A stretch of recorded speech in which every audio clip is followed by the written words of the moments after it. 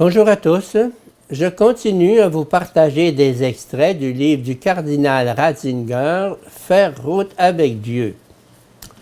Présentation de la déclaration Dominus Iesus. Dans le débat actuel très animé sur le rapport du christianisme avec les autres religions, l'opinion se répand de plus en plus que pour leurs fidèles, toutes les religions constituent des chemins du salut qui se valent. Entre-temps, cette conviction ne s'est pas seulement imposée dans le secteur théologique, mais aussi dans une large part du public catholique, et à l'heure actuelle se trouve particulièrement influencée par un courant culturel dominant en Occident, que l'on pourrait désigner par le terme de relativisme. Le document esquisse quelques présupposés philosophiques et théologiques qui sont à la base des différentes théologies pluralistes des religions. La conviction que la vérité sur Dieu est insaisissable et tout à fait ineffable, l'attitude relativiste vis-à-vis de la vérité entraînant que ce qui est vrai pour certains ne le serait pas pour d'autres, le subjectivisme de ceux qui tiennent la raison pour la seule source de la connaissance, l'éclectisme de ceux qui, dans la recherche théologique, prennent des idées dans différents contextes philosophiques et religieux, sans se soucier ni de leur cohérence systématique, ni de leur compatibilité avec la foi chrétienne. Enfin, la tendance à interpréter l'Écriture sainte en dehors de la tradition et du magistère, confère la déclaration Dominus Iesus 4. C'est le refus de l'identification de la figure historique unique de Jésus de Nazareth avec la réalité de Dieu, du Dieu vivant lui-même, parce que, pense-t-on, l'absolu ne saurait jamais se révéler de manière complète ni définitive dans l'histoire. Dans l'histoire, il n'y aurait que des modèles, des figures idéales qui renvoient au tout autre, qui, en tant que tels, ne seraient pas saisissables historiquement.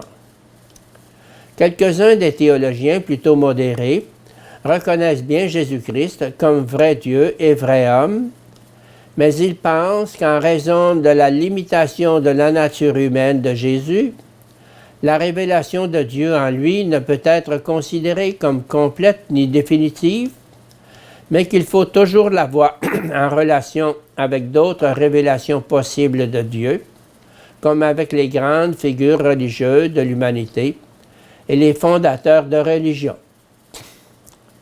De cette manière, on présente, objectivement parlant, l'idée fausse que les religions du monde sont complémentaires de la révélation chrétienne. Face à ces conceptions, maintenir qu'il y a dans l'histoire une vérité universelle, valable, qui engage et s'est faite chair en Jésus-Christ et qui est transmise par la foi de l'Église, est considéré comme une sorte de fondamentalisme, comme une attaque à l'esprit moderne et comme une menace pour la tolérance et la liberté.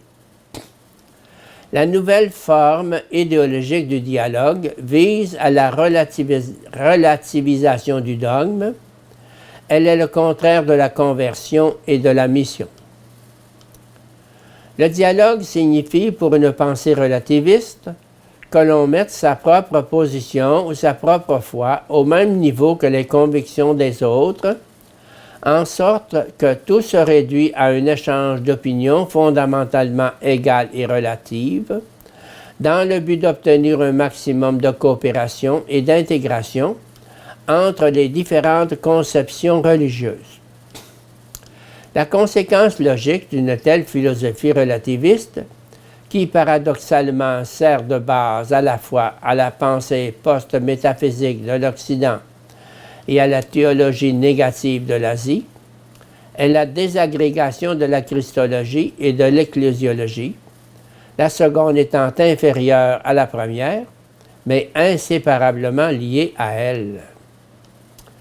Il s'ensuit que la figure de Jésus-Christ perd son caractère unique et salvifique universel.